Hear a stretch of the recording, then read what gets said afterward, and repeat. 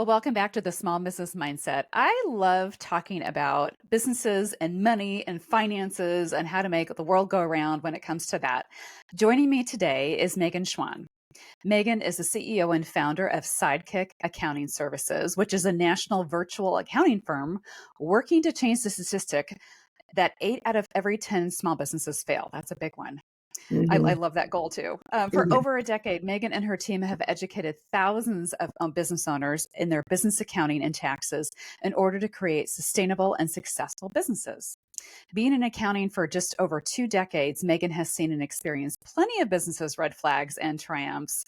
In addition to being a sought after trainer with many small business organizations, she is a certified Profit First professional. I love Profit First, and a business scaling expert and a seasoned business owner. So, Megan, welcome to the podcast. Thank you, Kirsten. I'm so happy to be here.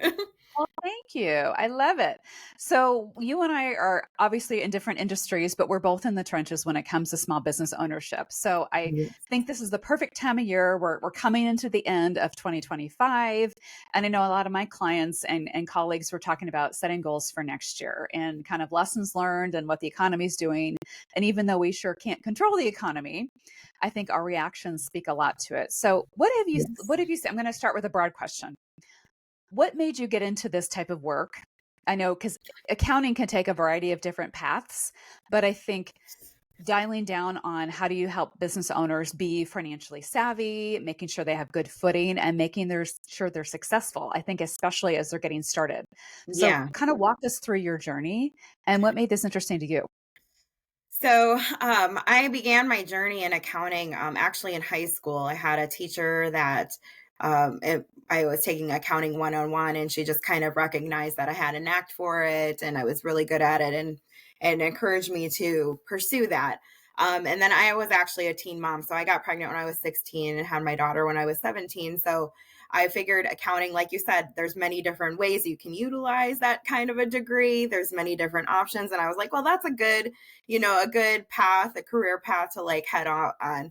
So that's what I did. Went to school, got my bachelor's in accounting, and then I got a job in accounts payable at a manufacturing company. And I had been doing some internship in accounting when I was 15. So that's where the 2 decades comes from. Yeah. But long story short, I worked for a company. One of them was a bookkeeping firm, or excuse me, was I was working as a bookkeeper at a landscaping company, and that was kind of my introduction into small business.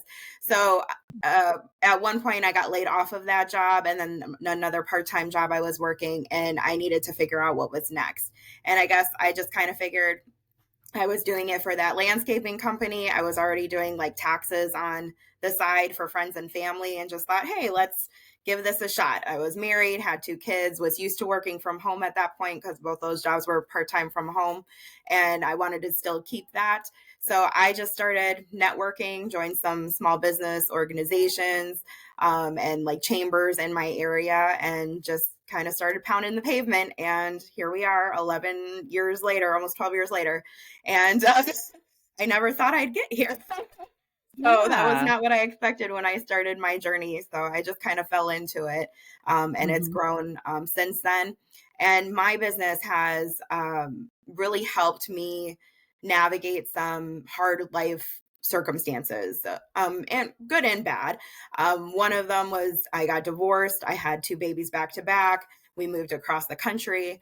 So there was like lots of different things, but I was able to do that and get the flexibility I needed for my family and my kids, because I had my business to bring me income and provide Yeah. that flexibility. And so that's really what drives us now, my passion behind what we do, and especially that statistic, because most business owners, we're just trying to provide for our families, make an impact, create a future for ourselves.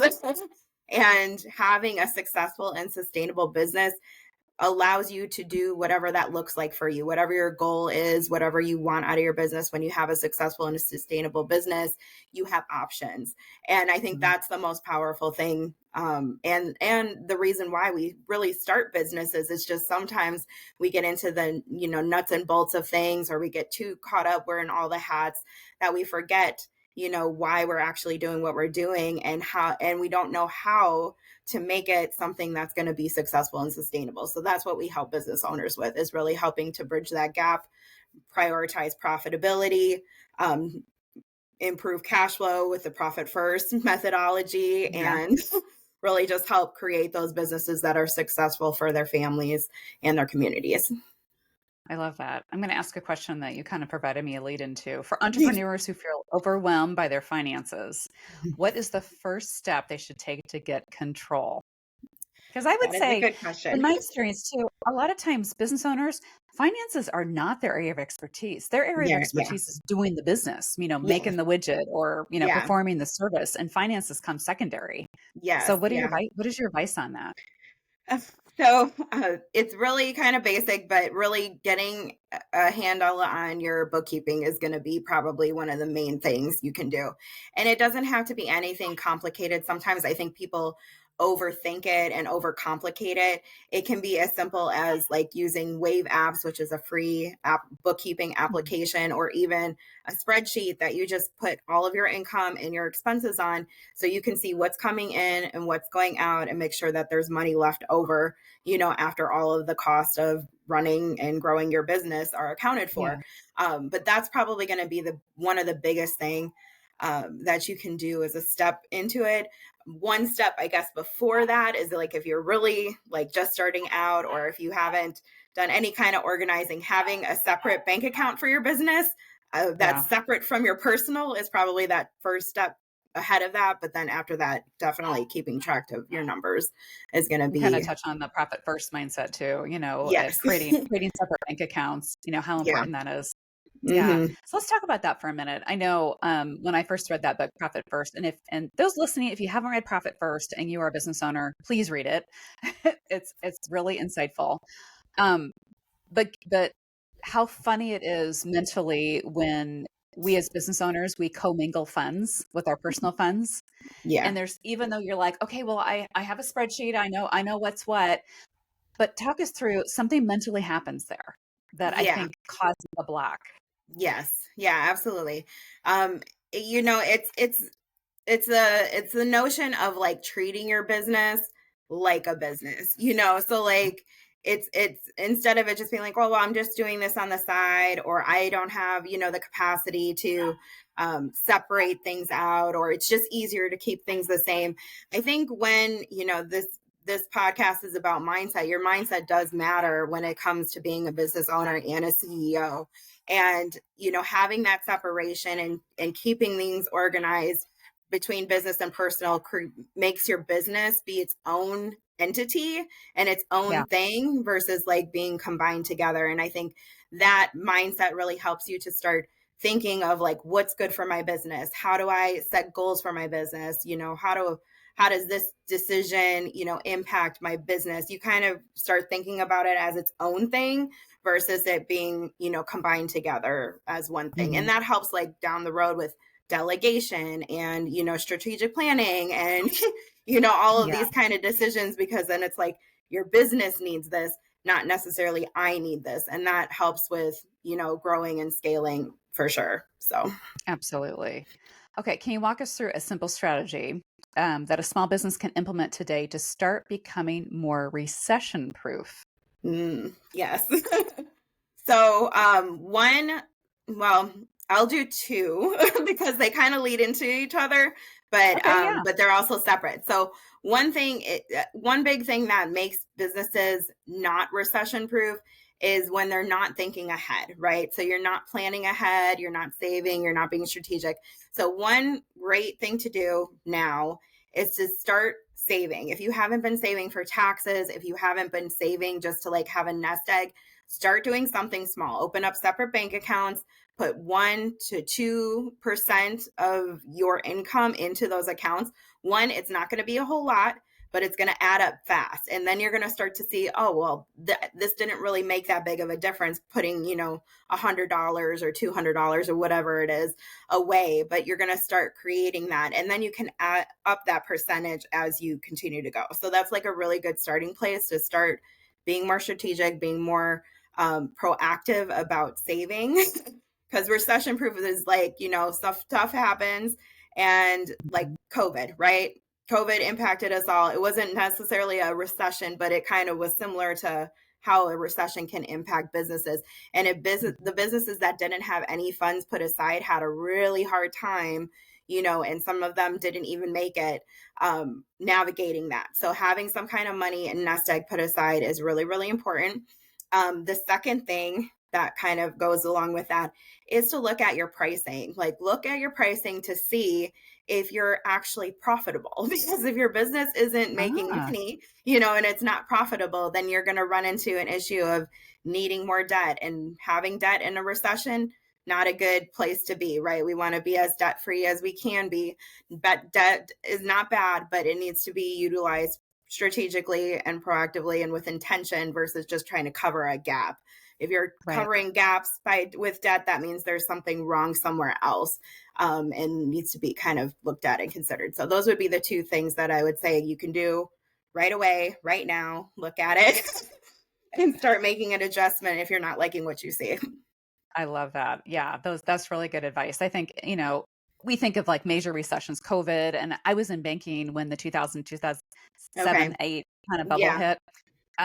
And one observation I had with companies that I worked with is that you're right. The ones that were stable, that knew their business, because I think sometimes when the good times come and you're like, oh my gosh, we landed new clients, we see opportunity, you instinctively want to like, okay, we got to hire more, we got to do more marketing, we got to do, we need a new space, we need a new website, we need a new, okay. Maybe, but I feel like the companies that spread themselves too thin and really got away from their core mission suffered greatly.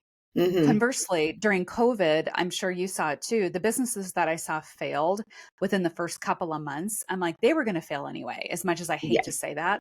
But you're right. If you don't have, if your business has to shut down today for 60 days and you don't have enough cash in the bank to get you through 60 days, then, that's it's a sad reality and it's a tough reality, but it's like something's not working on the back end. Right. So, yeah, exactly. You brought up something too, that talked about your business needs to make money. Yeah. I know, believe it or not, I know a lot of business owners that their business doesn't make money, but they're so passionate about it because realistically, they're passionate about the work they do. They're not passionate about their business making money. And it breaks my heart sometimes. And sometimes they've been in business for years.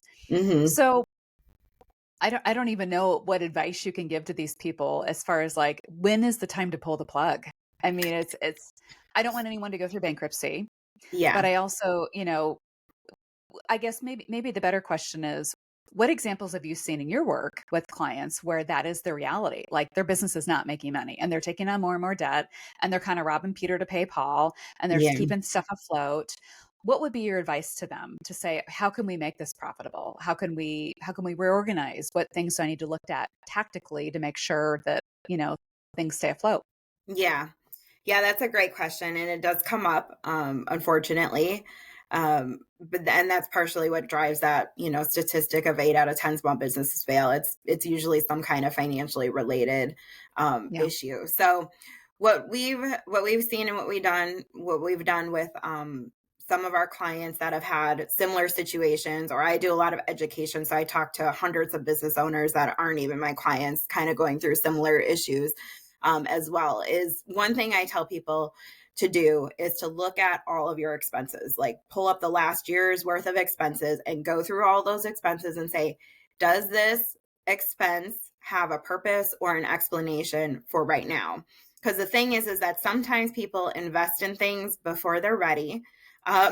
So for instance, one of our clients we started working with, we had a conversation about her expenses, and she had been in business only for like 1 or 2 years, but she invested in an SEO package, which SEO is great and it's really, really important, but she didn't know enough about her business to like really be able to maximize SEO at that time, because she was still trying to figure out, who she served and what services she was providing, kind of that startup phase most people go through of like figuring that out in the first couple of years.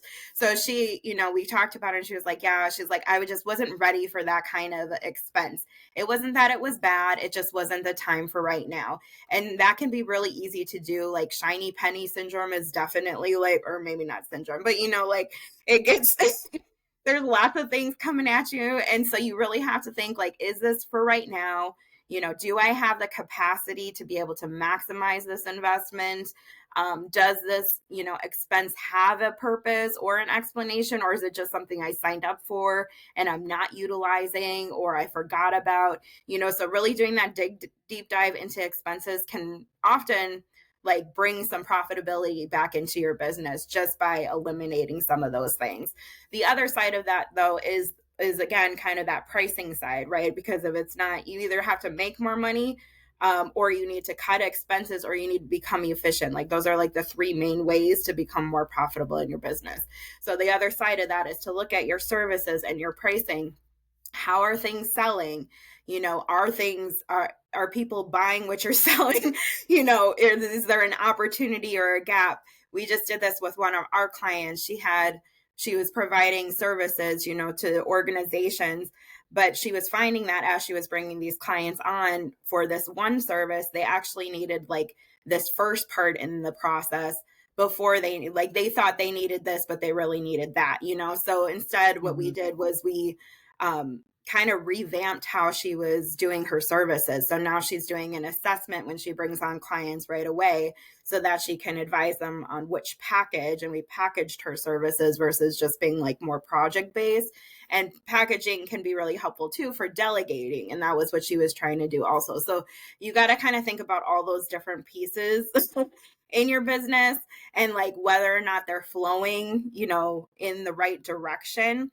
Because if they're not, or if you're like constantly coming up against, the challenges of getting into more debt or, things aren't progressing or you're not selling, you have to evaluate why. And if you can't figure that out, sometimes it is better to go back to, a job or something like that in the same impact area that you want to be in, but maybe not be your own business or get under another organization, maybe as a subcontractor who's doing that kind of work, but you're not the one having to find the sales or market it or, whatever. Because sometimes those aren't people's strengths. And there's nothing wrong with that. Like I tell people all the time, like not everybody's cut out to be a business owner, and that's fine. We've had several, clients this year, because this year's been kind of wonky for a lot of people. A lot of solopreneurs have been, doing their business for a couple of years and they've decided to go back to work because things just weren't progressing. And they're really happy in that job. Like they got what they needed out of their business at the time, but now they're back at a job. And there's no shame in that. Sometimes that's just, the way the cookie crumbles or whatever you want to call it. But yeah, kind of just recognizing that. But sometimes there is opportunity that we're just not seeing as well, which is why I always tell people like, go look back at what's happening in your business, what adjustments you can make to see if you can really make this work. And if you're determined to make this work, you'll be able to make it work. You'll be able to find a way, but you got to be kind of proactive and strategic about figuring that out. So that's a really great, no, that's a really great perspective. And, I've been talking lately to, different clients of mine and colleagues in the industry and talking about marketing expense. Mm-hmm. And I feel like it's so easy. And you mentioned like, okay, they're investing in SEO optimization. Yeah. It's like, sometimes I feel like as business owners, we try to throw darts at a target and we're throwing them out. I'm hoping they land somewhere. Right. And sometimes it's trial and error, Mm-hmm. you don't know what's going to work, Yes. but I think it's easy, especially in this day and age, not all of us are experts in online marketing or social media marketing or how are we getting our message out. And, we want to try everything and we want to invest thousands of dollars a month and it's like not bringing the business in. Right. And, that's an easy thing to do. Do you have any advice to how much business owners should be spending on marketing? Is it a percentage? Is it something to keep in mind? That's a great question.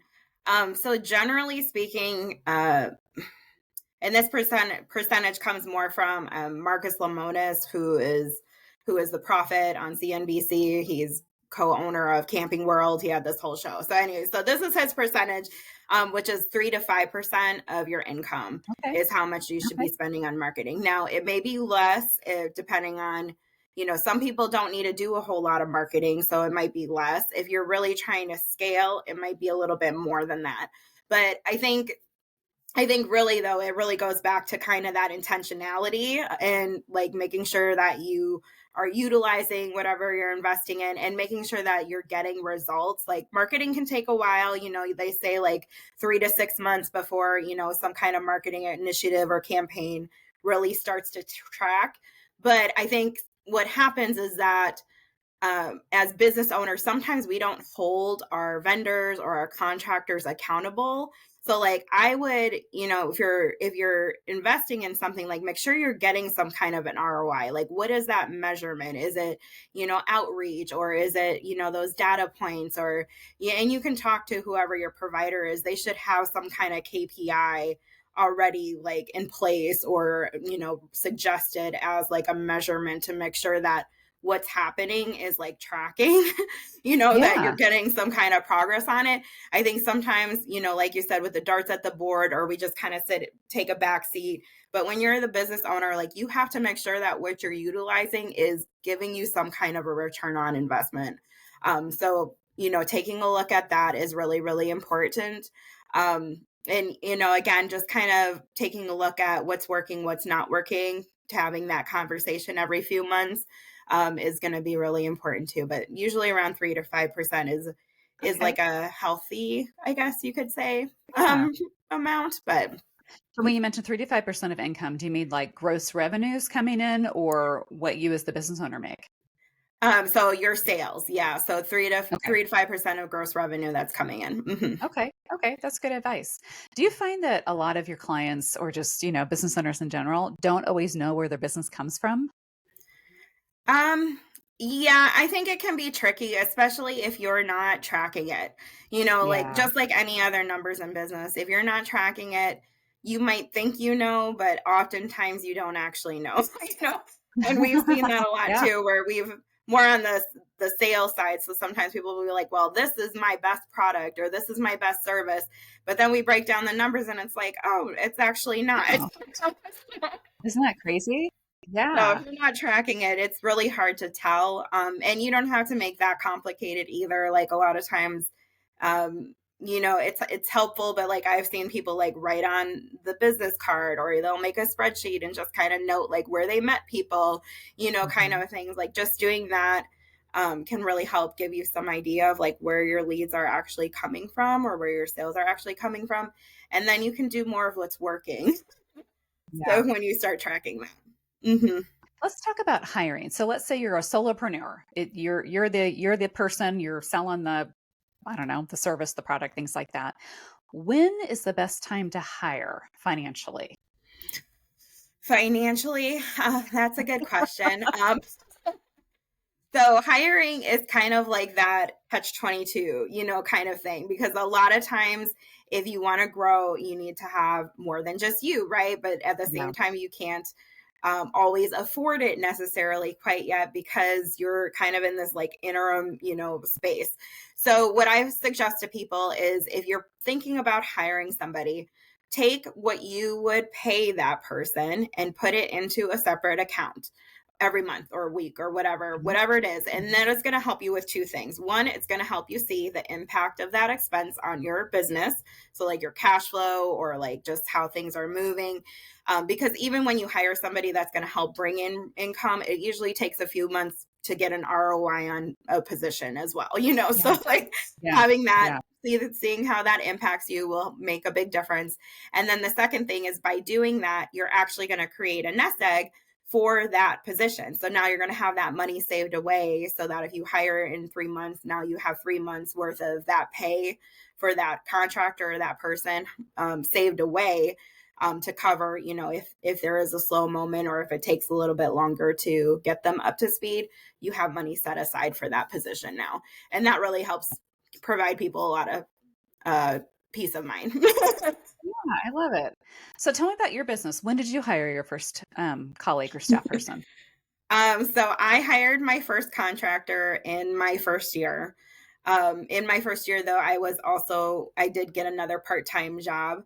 And the person that I hired was my sister. So a few different things. Yeah. So she was looking for, to supplement some income. And I was like, well, I'm working and, we've had, had started to get more clients coming in. I was like, well, I could use the help. So she was my first hire. And then by the end of like the second year, she was, I brought her on as a part-time employee at that time. So it was a pretty big leap for me to do that. But it was really good because then everything wasn't just on me, either. And I had her Mhm. doing kind of more like the data entry, basic stuff. And Mhm. that was really helpful at the time. Um, Yeah. but it was really just kind of a matter of like, how much time did I have? Was my time best spent doing that kind of work? And it just wasn't, like my time wasn't like I could pay her and make more at my, side job or, be out there networking and bringing in new clients. So it made sense to bring her on to do some of that like lower level, entry level kind of work so that I could focus on other things. And that's really the case with most hires, right? All of our hires really should be taking things off our plate so that we Yeah, can absolutely. be using our time on the things that only we can do or the things that drive the business forward. And that's a big part of scaling. I So think you hit the nail on the head there as far as, I mean, I'm at fault at this too. As a business owner, I'm like, well, I used to do all the things myself. yeah. I wore all the hats. It's Hmm. been hard for me to give those things up. I Yeah. mean, it took me a year to hire my marketing person. I mean, and she's great at what she does and she's amazing. But I'm Yeah. thinking, why did it take me that long? It was just that, well, but I can do it. But Right. but I can do this. But you're absolutely right. It freed me up to pursue bigger sales opportunities and bring more Hmm. income into the business, which I'm like, okay. But I Yeah. would say it's also a trust factor too. I mean, I think I also want to control what's happening to Yeah. my business. But you're right. So let's talk about scaling for a second. So scaling can look different from all kinds of different people, but in businesses, whether you're just scaling from an income perspective, or you're scaling by location, or you're scaling by product Hmm. offerings. So if you are working with a business client who has a profitable business, you're like, okay, what's the next step for you? What should they be prepared for when they start to scale? And what does that look like from kind of the different elements? Is it just a financial scalability? Is it location scalability? What Yeah. is it? Yeah, so that's great. That's a great question. And it is a lot of, different pieces, especially depending on what you're trying to scale. But I would say the biggest thing when you're wanting to scale, you have to look at the systems that you have in place in your business.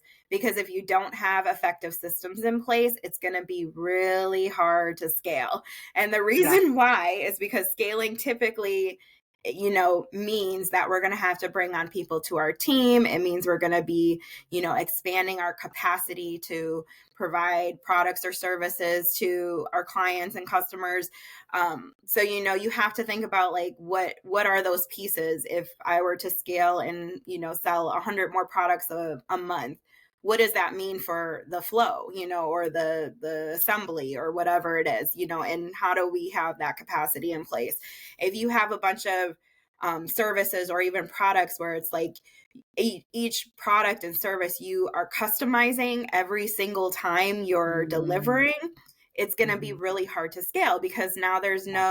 there's no process in place, there's no template to follow, there's no order of progression. And you can still like customize things by still creating like a framework, or something that you're putting in, like a model home, like you buy a model home, but you can customize the color, but the bones of it are, all the same for Right. each home kind of. And that's the same thing with business, is like you can still customize to the client, but you still have like that set framework in place. And so if you don't have that in place though, it's going to be hard because then how are you going to delegate? You can't bring people on and train them for every, variation of service or product or whatever that comes through the door. Like you got to have some kind of a system or process that they can follow. So if you don't Hmm. have that, it's going to be really really hard to Yeah. delegate, which means it's going to be really hard to scale, and it's going to keep your capacity low, and it's going to often make things less efficient. So then you have inefficiencies that are in place, and that's going to make you less profitable. So all of those things really matter when you want to scale. It really comes down to those systems. I'm so glad you brought that up. And I know I even did an exercise with myself this last year, just creating standard operating procedures for my business. It's like, well, I know how to do that. Yeah. But you're right. Every time I add a team member to be consistent with my mission, my vision, my Yeah. values, it's Hmm. like it has to be, here's how we do things, here's how we Right. train things. And, so that way, in a perfect world, I would grow myself out of my job, Yeah. because I have a team taking over the day-to-day responsibilities, and it frees me up for more Yes. strategy, leadership, things like that, which Hmm. I think we all want to be in. I think, um, you know, I feel like the biggest misguided misconception about being a business owner is that you're going to have all this free time. Right. We all Yeah. would love to work towards that, Hmm. but keeping a pulse on what's happening and being the driving force behind that, I think, is extremely important. So Yes. let's Yeah. talk about, from your perspective, lessons learned. Would you go into business for yourself again if you could do it all over? Yeah, I would. There Yeah, is definitely me like too. some things I would do differently. Like I've made the mistake of investing in the shiny penny and, didn't have the payoff. So there's things like that. I would definitely learn how to hire a lot quicker, or Oh, yeah. sooner in my business. That would probably be another thing. That part is really important, to getting the right people in the right seats for your business. Yeah. And then probably the systems as well. Like I'm done. All of these things we're talking about have been things I've screwed up. But I don't think we really got like systems in place until like year 4, I would say, of my business being in operation. Yeah. Yeah. And that's definitely something if I could go back, I would start doing right away as well. So yeah, lots of Absolutely. I lessons. know. Those are great lessons to learn. I know Mhm. sometimes it's scary for people to like, I have like a template business plan. I'm like, have you Yeah. ever put a business plan together for your business? And I go, oh no. And Yeah. there's plenty of successful businesses, they've never written a business plan, and Right. that's okay. But I Yeah. think getting people in the mode, it's intimidating and it's a lot of information and you really Hmm. have to think about it. And you don't Right. know all the answers to it, but I'm like, start somewhere. Just Yeah. start somewhere. Yeah. It'll help fill in the blanks over time. So, Yes. Yeah. what as we kind of wrap up our time together today, think about what is one thing that you can leave our listeners behind with. So you're a small business owner, you're trying to climb, you're trying to grow. What is one thing they should really keep in mind as they, wrap up this year or going into next year? I know that's a loaded question, but Yeah. what would you lead them towards? Like, hey, keep your focus on this or plan for this, or you might think about this. Yeah. So I think kind of along that same note, what I would just encourage people is, like running a business, being on a business journey is a ton of trial and error. Like you make mistakes all of the time. What's really helped me is to not focus on the failure part of it, but focus on what I can do better. So like if there has been something this year that hasn't gone the way you wanted, or, things haven't worked out the way you were anticipating, or completely mess something up, like take a look at what those things are. Don't beat yourself up about them, but look at like where things can be improved. Is it putting a system in place? Is it getting your books together? Is it, joining some kind of community so that you're not feeling like you're alone all the time? That can be Yes. really, really helpful as well. And you can also learn a lot from other business owners and their journeys as well. So like, Hmm. take a look at that. I always like to, we're getting to third or fourth quarter. So we're getting to the end of third quarter, beginning of fourth quarter. It's a great time to kind of start looking at like what's gone right this year, what's gone wrong this year, what can go better, this next year, so that you can start planning for the next, this next year and the next season of your business. And that really helps to keep moving things forward. I love it. Megan, I'm so glad you joined us today. This has been very helpful and insightful. Yeah, I'm going to put in the right. show notes all the ways to get a hold of Megan because she works across the country. So, I mean, she could be virtual for you. So I think, Mhm. heeding her advice and connecting with her and her team, I think would be important if you're looking for someone to help you with Yes, your business. So we absolutely. appreciate your time today. Thank you, Kirsten. It's been fun chatting.